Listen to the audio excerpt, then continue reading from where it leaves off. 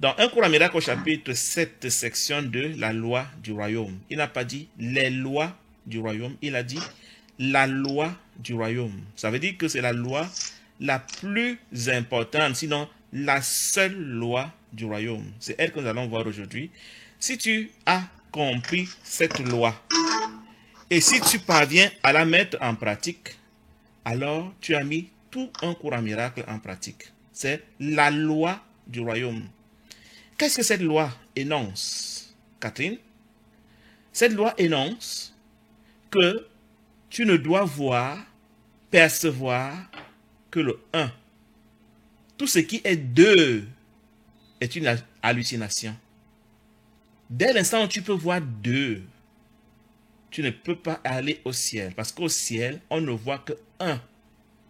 Dans la loi du royaume, comme on va découvrir dans le texte, énonce que seul le 1 est réel, le chiffre 2, le nombre 2, la quantité 2 est une hallucination.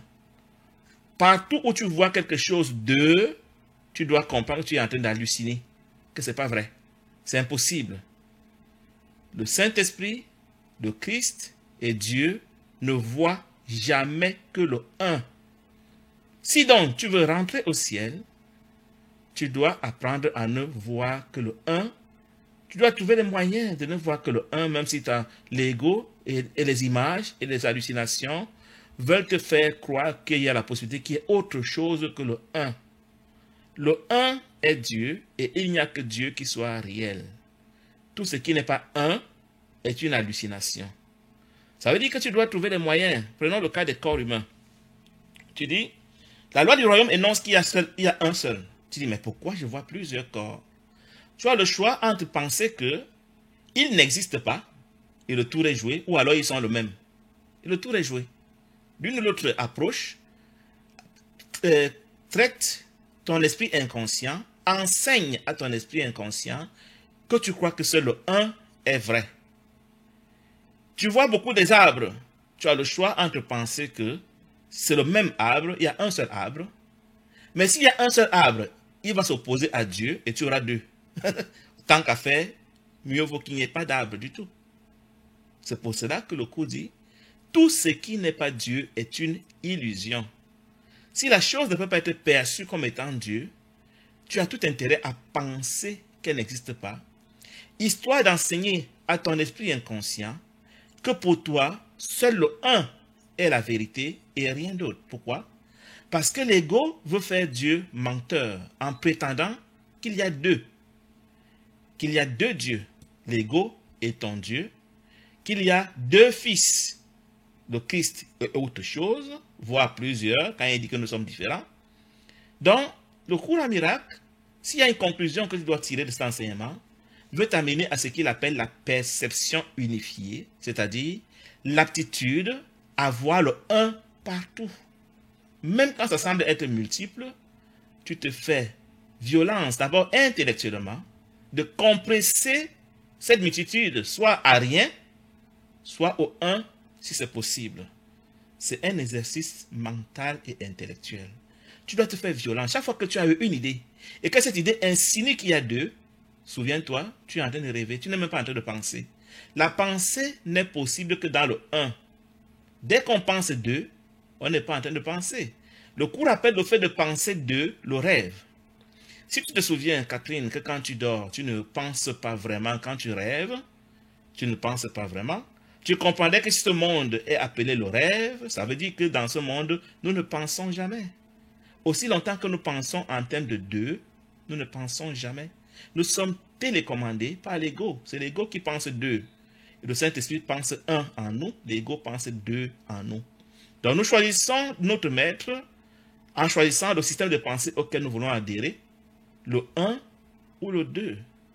Donc, quand le cours dit « ne sois vigilant que pour Dieu et son royaume », il te dit « apprends à te concentrer, à faire attention, à suivre tes pensées pour que seules les pensées qui soutiennent la loi du royaume, le 1, soient admises dans ton esprit et que toute pensée qui insinue le 2 soit considérée comme une pensée fausse, une pensée impossible, une pensée que tu ne rends pas réelle. » Donc, quand la chose ne peut pas être compressée parce qu'elle est physique, comme les objets. Tu ne vas pas décider que parce que ce n'est pas un, tu ne t'en sers plus, tu t'en sers, mais toujours en regardant à la chose comme étant irréelle, en regardant à elle comme étant une hallucination. Et même toi-même, si tu te regardes comme étant un corps, tu vas faire de toi le deux par rapport à Dieu, et du coup, tu dois savoir que tu t'es regardé de manière insane.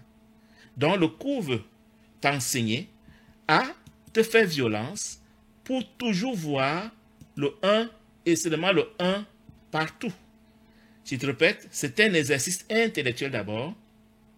À mesure que tu vas le faire intellectuellement, il va devenir spirituel. C'est-à-dire que, à mesure que tu vas savoir, le monde faux, c'est le monde où on voit ce qui n'est pas le un. Et le monde réel dans le cours, c'est le monde où on voit ce qui est le un. Au départ, nous voyons tous le deux. Mais à mesure que tu vas entraîner ton esprit inconscient à comprendre que tu ne crois qu'au un et que tu ne désires que le un jour, comme par enchantement, ta perception va changer. Tu vas te surprendre en train de voir réellement le monde réel, la tautologie, c'est-à-dire le monde du un.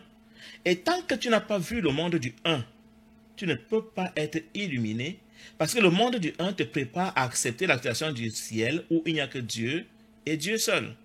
Donc, c'est ça que le cours est un cours d'entraînement de l'esprit, un cours d'entraînement intellectuel, à apprendre à voir le un partout, à enseigner ton ego que tu crois au un pour qu'il se défasse. Parce qu'à mesure que tu vas le torturer, ton ego, à lui dire que tu ne crois qu'au un, alors que lui, il a été fait pour t'enseigner le deux, il va se décourager.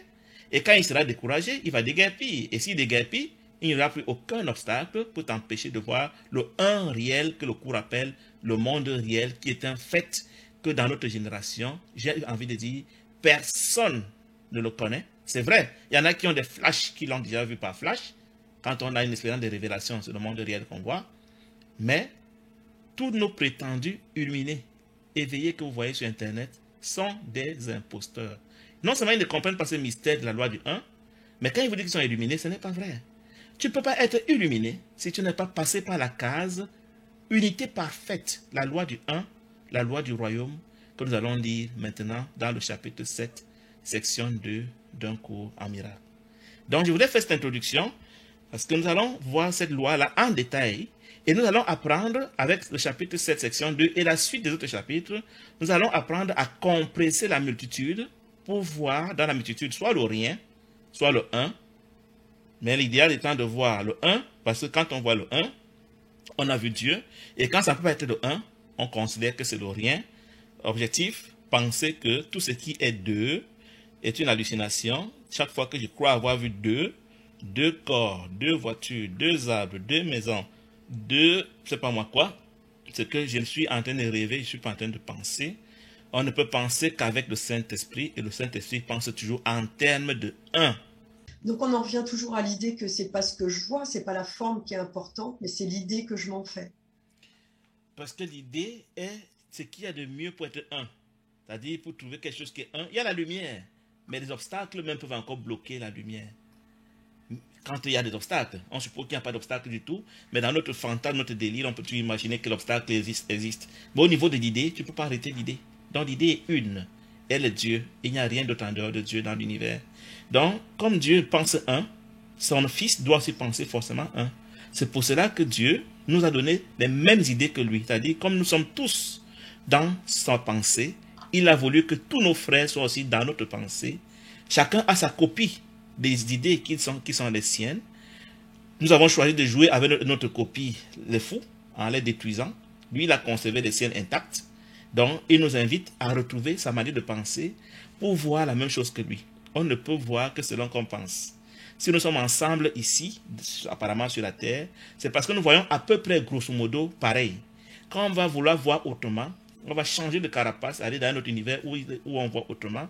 Catherine, je suis convaincu que dans cette génération, les maîtres de Gaïa Renard le disent, plus les gens vont comprendre ce message qui est si simple, difficile à mettre en pratique, mais si simple à comprendre.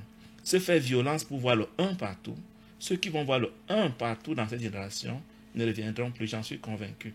Donc aujourd'hui, cette compréhension, je ne peux pas te cacher que c'est aujourd'hui que m'a été clarifié pendant que je préparais la rencontre. Donc, ces rencontres sont d'abord pour moi. Quand je dois passer, le Saint-Esprit sait ce que je dois dire et il me donne l'enseignement. Il dit, waouh, mais je ne comprenais pas ça avec une telle précision. Donc, l'idée, au-delà de lire le cours, au-delà de faire des exercices, au-delà de faire du blabla, tu peux t'entraîner toi-même à dire en quoi ce mot, cette phrase, ce verbe, cette situation m'encourage-t-elle à penser en termes de 1 ou alors en quoi cela m'éloigne-t-il de la pensée du 1. Tu as mis tout le cours en pratique. Une femme comme Mère Teresa, elle n'a jamais connu le cours à miracle. Elle est illuminée. Pourquoi? Parce qu'elle a pensé 1, enseigné par le Saint-Esprit, sans avoir lu le cours. Le cours n'est pas une panacée. C'est penser comme Dieu qui est le but. Et penser comme Dieu, c'est voir le 1 partout. Aujourd'hui, nous avons fait du cours et du livre, un livre de religion, un livre de show, un livre pour impressionner la galerie. Et du coup, on ne comprend même pas le message, mais tant qu'on tient le gros livre bleu en main et qu'on peut l'exhiber et se vanter d'avoir lu 50 fois, on est content d'avoir mis le cours en pratique. C'est beaucoup plus simple que ça. C'est refuser de voir le 2. Tout ce qui est 2 est hallucination. Ce n'est pas vrai. C'est faux. C'est insane que de croire que le 2 est possible. Le 2 veut dire qu'il y a un concurrent à Dieu. Si Dieu est partout, d'où lui viendrait le concurrent? Et où serait ce concurrent? Donc, en apprenant à ne pas voir le 2 dans ton quotidien, tu t'entraînes déjà à ne voir que Dieu au ciel.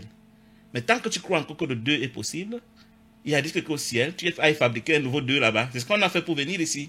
C'est quand on a voulu faire le 2, en nous déconnectant de Dieu, qu'on a fabriqué le 2, et on a perdu la conscience du 1, et du coup on ne voit plus Dieu. Donc, pour voir Dieu, pour entrer au ciel, il faut penser 1. C'est pour ça que Jésus dit dans la Bible, Père, qu'il soit 1, qu'il voit le 1 comme toi et moi, on est 1. Qu'ils pensent 1 comme toi et moi. C'est alors qu'ils pourront savoir que je suis venu annoncer ton nom. Mais tant que nous allons penser en termes de 2, et si tu remarques bien, notre quotidien n'est que conflit, n'est que séparation, n'est que 2. Quand je constitue une famille qui est la mienne, elle va s'opposer aux autres familles. J'ai établi le 2. Quand j'ai pour moi, il y aura qui n'est pas pour moi, j'ai établi le 2. Quand je donne à moitié, j'ai déjà établi le 2. Donc, notre société, notre système de pensée n'est que 2. Inconsciemment, nous sommes des serviteurs de l'ego, invétérés sans le savoir. Tous nous pensons en termes de 2. Quand un enseignant peut te dire, tu as l'ego, il est en train de dire que l'ego est réel et qu'il y a 2. Il y a Dieu et l'ego. Est-ce que tu comprends ça, Catherine? C'est-à-dire, c'est terrible. Quand j'écoute aujourd'hui un enseignant, qui que ce soit sur Internet, qui prétend enseigner le cours en miracle, je ne mets pas très longtemps à écouter. J'ai écouté un qui vient de décéder qui disait, Dieu m'a envoyé en pèlerinage en Israël. Waouh! Dieu, qui veut le 1, t'envoie faire un pèlerinage ailleurs. C'est trop fort. Pourtant, très célèbre. Enseignant et suivi par beaucoup de personnes. Donc, le cours en miracle est beaucoup plus simple que ça. Pense en termes de 1, tu as tout mis en pratique. Sans étudier le livre, sans l'avoir jamais connu, tu dois plus revenir. Pense comme Dieu, vois le 1 partout. Fais-toi violence pour dire, tout ce qui n'est pas 1 n'est pas réel. Je m'en sers, mais ce n'est pas la vérité. On peut se servir de ce qui n'est pas réel juste parce qu'on va le jeter après.